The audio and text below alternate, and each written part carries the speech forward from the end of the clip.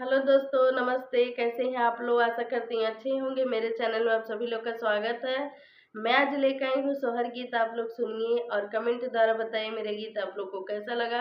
अगर अच्छा लगे तो शेयर सब्सक्राइब कर दीजिए। अपना प्यार, अपना दुलार, आशीर्वाद दीजिए, सपोर्ट करिए मेरा।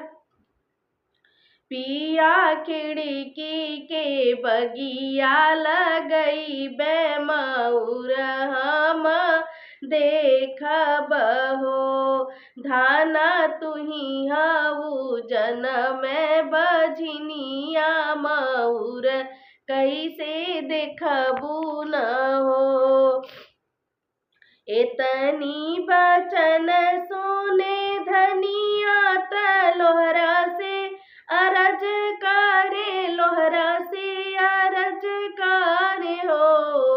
लोहरा हाली बेगे चंदन कटावत, डोलिया फनाव नैहर हम जाइब हो। एक बने जइहा दूसरे बने होता, तीसरे माया के बने हो।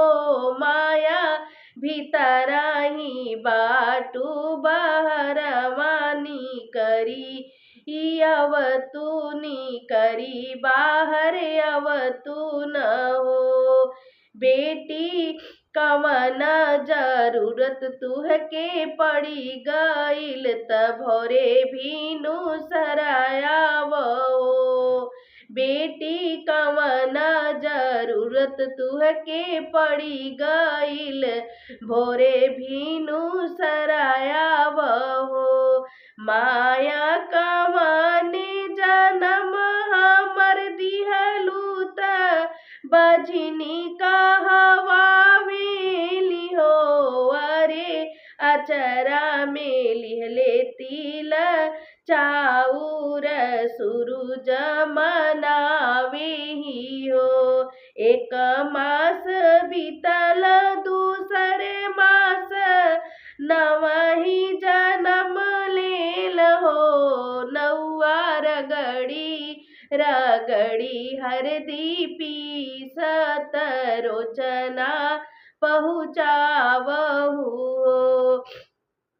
पहिला रोचन राजा दशरथ, दूसरा कौशल्या रानी, दूसरा कौशल्या रानी हो। नौआ तीसरा रोचन भैया लक्ष्मण राम जिनी बतावही हो।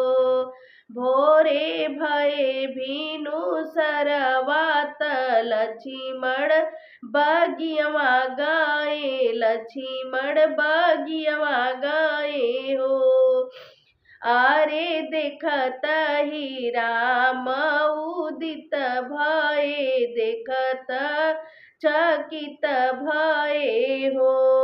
भैया कवने गुण तिलक लगावत, हमें न बतावही हो। भैया कौने गुण तिलक लगावत, हमें न बतावहु हो। पहिला रोचन राजा दशरथ, दूसरा कौशल्या रानी हो।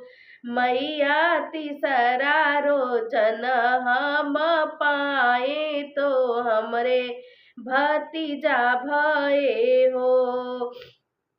पहिला रोचन राजा दशरथ त दूसरा कौशल्या रानी हो। भैया तीसरा रोचन हम पाए तो हमरे भतीजा भये हो। इतनी बचन सुने राम त सोनरा बुलावेल, सोनरा बुलावेल हो। सोनरा गढ़ी देत सोने के खड़ऊ, सोनरा गढ़ी देत सोने के कंगनवा त सोने के खड़उआ जनकपुर जाबे न हो। सोनरा गढ़ी देता सोने के खड़उआ त सोने के खड़उआ जनकपुर जाबे न हो। एतनी बचन सुने सोनरा त राम से अरज करे, राम से अरज करे हो। राम कवने गुण कंगना गढ़वावेला, सोने के खड़उआ न हो। सोनरा हमरे त भये भतीजवा त जनकपुर जाबन हो।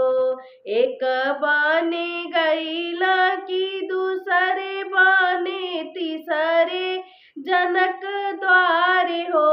सीता खोली दे तू चंदन केवड़िया, ललन मुख देखब हो। सीता लाए हम सोने के कंगनवा त सोने के खड़उआ, ललन मुख देखब हो। स्वामी कंगना पहिर तुहरी माया तयौरी तुहरी बहिनिया न हो।